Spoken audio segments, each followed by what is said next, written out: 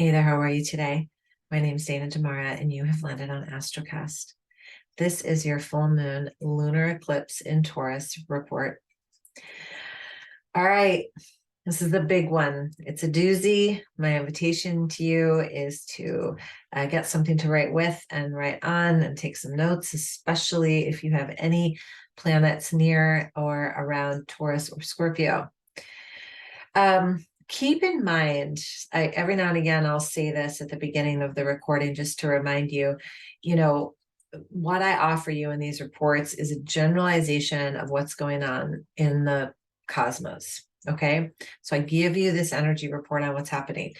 Now, this energy will always tap into you differently than it'll tap into, say, me. Right. So there's always these undercurrents of similar general energy going on based on where the planets are, right? And how they're creating aspects with each other. But every single moment in time is different based on what your chart is. So it's always just a little bit different. Okay. So basically, I'm telling you this. So if I say something like, it's going to be really intense, or it could be really intense, don't go looking for the intensity, because that might not be you. It might be someone else. And then also remember that if it's not you, don't go look for it. But also, it could be that person that was like rude to you at the restaurant or the gas station or the road. So let's all just try to come to this place of like deep compassion for ourselves, for others. That is part of the theme, by the way, but let's just remember that. Okay. Okay. All right. So full moon lunar eclipse, November 8th, 2022 at 3:01 a.m. Pacific Standard Time. Okay. I'm just going to show you the screen right away because the screen is going to tell you everything you need to know. Even if you don't know how to read a chart. It's like, oh, Dina, why are all those lines red? Okay. Because this is tense, and it's intense, and it's a very spicy full moon, if you will. Okay. So the numerology is really intense too. We have a couple triple 16 codes, which is all about transformation and change and sudden changes at that. And not only like these little changes where you can like just go 3 degrees at a time, which has become my favorite thing to do, but I'm saying like tectonic shifts, like big shifts, like energetic frequency going from third dimension to fifth dimension energy. And you may not believe in all of those things, but I do. And I think that we have this opportunity to live in these higher dimensions of understanding and higher perspectives. But our ego and our I don't know, like our thinking mind, I think kind of pulls us into the lower realms sometimes, and we don't need to. But this energy is asking us to shift into a higher frequency. And it wants us to do that because it wants us to live in the heart. And the energy wants us to live in this intuitive guidance where we really, truly start to let go of outside sources, outside external validations, yada, yada, yada. Okay. Um, so I talked a little bit about this in the weekly report, but if you missed it, it's fine. Because of where Venus is placed and because of where, so we got Venus, where's my Venus? Here it is. Venus is sitting right with the sun and with Mercury, opposite the moon and Uranus. Venus has been opposite Uranus since November 5th. So when Venus is opposite Uranus, it brings change. Uranus makes change everywhere it goes. Okay. But when Uranus is opposite Venus, it's about intimate relationships. It's about how you value yourself. It's about how you value your time. It's about your financial flow, and keep in mind, it could be like, maybe your financial flow is going to like absolutely increase exponentially. And I don't know, you might get like some sort of inheritance or something, some, long lost cousin sends you, $50,000. I don't know. I'm just saying, don't go directly to like a fear base, because that's Mars in retrograde, right? So Mars in retrograde I talked a little bit about this.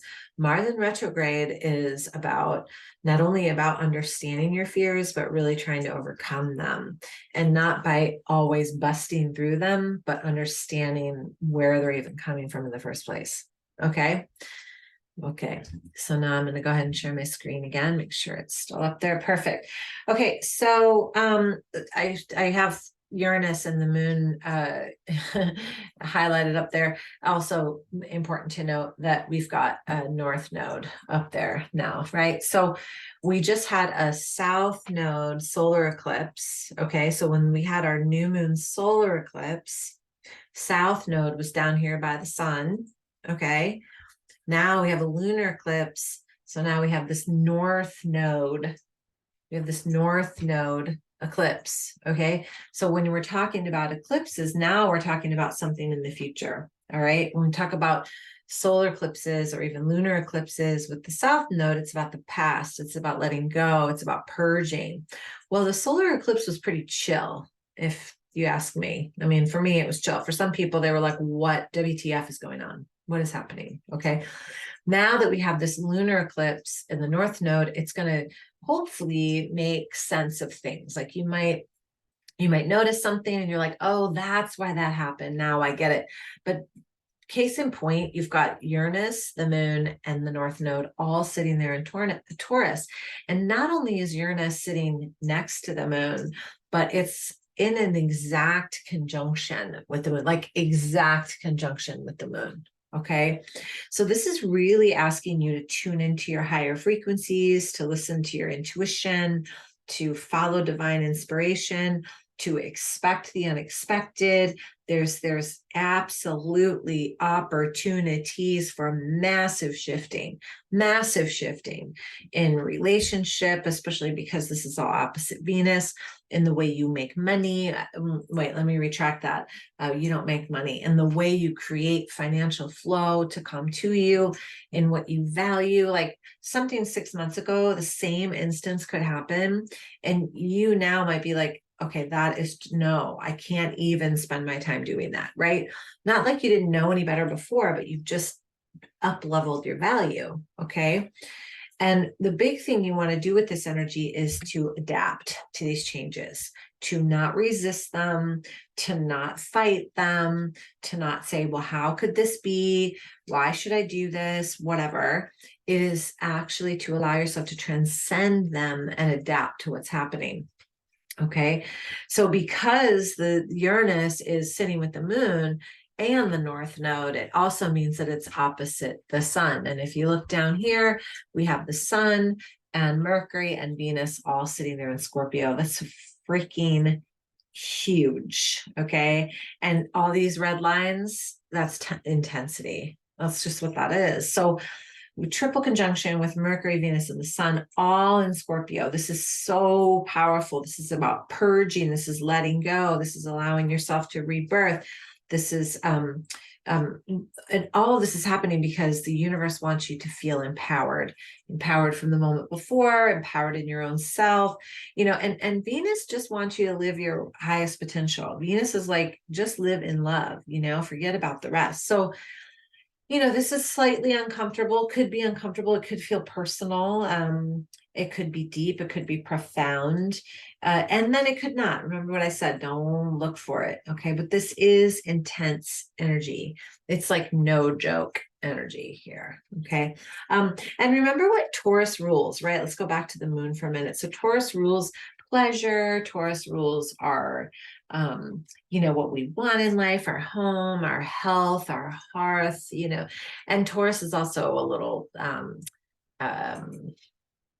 don't want to say aggressive, but like over persistent, but also very reliable. Taurus is the bull, so Taurus will persevere. But Taurus can also be bullheaded, right? So just pay attention to those themes if they come up for you. Let me just say this: perseverance will always get you where you want to go.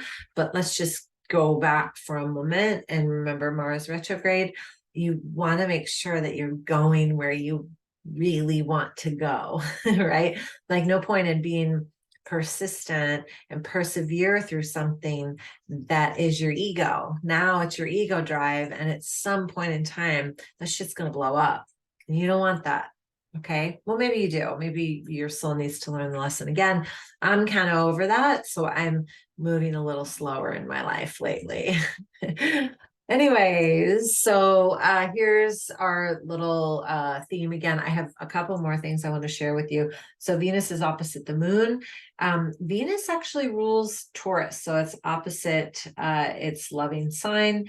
And this is asking you to resolve some tension in relationship, in your financial situation. It might require you to pull out something and go through it again. That's what retrogrades are about, so maybe do that now before Mercury goes into retrograde in December 29th.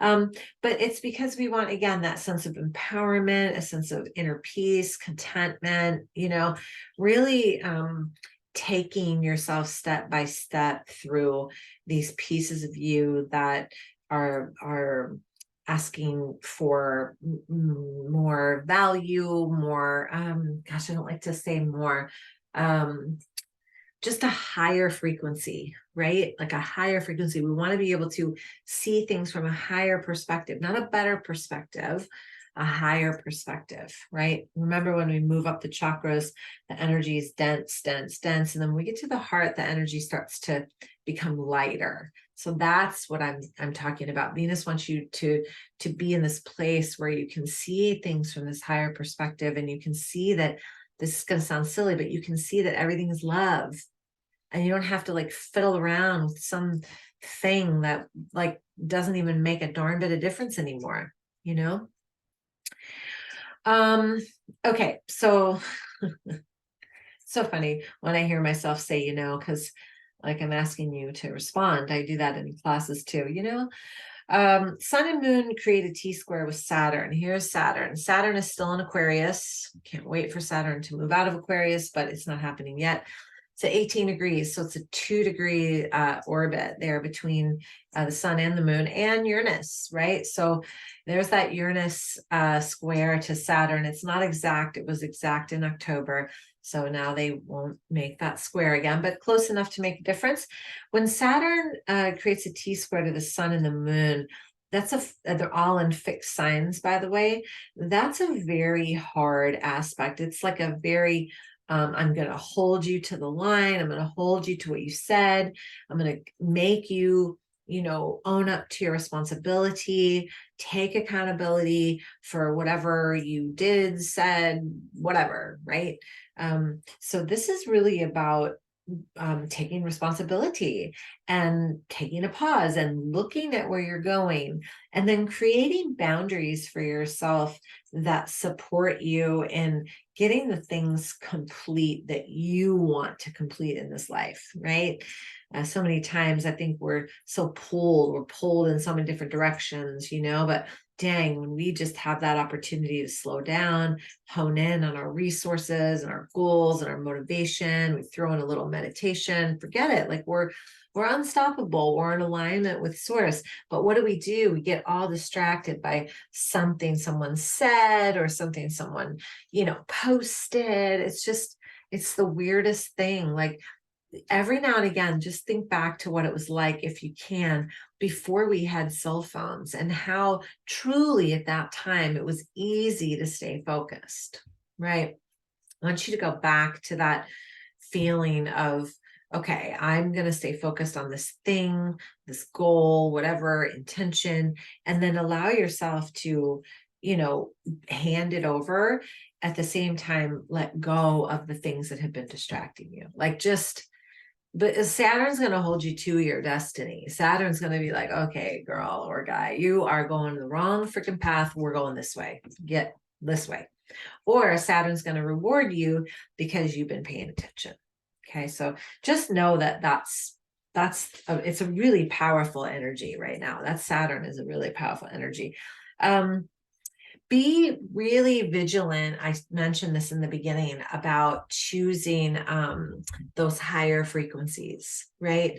Like choose the frequency of love, of compassion, of empathy, of, grace, of harmony, before you just go off on the deep end. You don't know what is happening for someone. And the more that we can step out of separation, the better off we're all going to be, honestly. And it's hard because, we weren't taught that as kids, but I'm telling you now, it's easy to remember. Give yourself the gift of remembering how connected we are. Eliminate distraction, set some strong freaking boundaries for yourself right now. And don't feel bad. Don't feel bad. Put do not disturb on your phone, on your computer, whatever, so you don't get those dings all the time. Because this lunar eclipse is going to bring up all the things that you've been like holding on to and stuffing underneath the rug. Like, oh, I'll deal with that later. Oh, I'll deal with that later. Oh, I'm not going to tell him how I feel. I'm just going to let it go. Like, no, this full moon lunar eclipse is going to be like, if you want to get to where you're going, you have to empty that stuff out. Okay. So this is a big full moon, and we're in the eclipse season. And this is probably, some astrologists are saying that this is one of the most important events of the year, right? So we had all those Saturn, Uranus squares all year long. We've gotten through 2020 that had 7 eclipses. This year we just have 4. So it's mellow in comparison, but it's big overall. This is getting us prepared for moving into the Aquarian age, right? We're moving, stepping, floating into the Aquarian age. And so we have to let the things go that are just heavy. You just got to let it go. You have to figure it out. Just let it go. Okay. Acceptance is a good word for this one. Accepting things the way they are, accepting people the way they are. People will always show you who they are. They're gonna show you who they are right from the get-go. And we have a choice to accept them that way or not, right? But we can't change it. I can't change the way the stars move in the sky. I just have to accept it. So why can't we do that with people or with the way of the world, right? Some things we just can't change. So allow yourself to be a little carried with this full moon. Don't go out and do anything like really big. It's not that, well, you can, I shouldn't say that. If you need to do something big or make some big decision, do it with complete awareness, lots of pausing, observing, breathing, and take your time. Say, I need time to make this decision. I can't do this right away, right? But just be mindful, because it's like shaking up the energy right now. So fun. I like energy like this before the end of the year. It's kind of nice. Anyway, so that's all I have for you. I hope this was helpful. If you want your chart read for 2023, or you just want to kind of map out what's going on in your life in accordance with this moon, go to myastrocast.com and fill in your email. You can send me a note, but you'll also get a bunch of free recordings on how to really start to understand your natal birth chart in relation to what is going on in the world right now. It's kind of fun, a little geeky. I like to be a little geeky. So thank you so much. I hope you have a gorgeous rest of your day, and hope we'll speak soon. Namaste.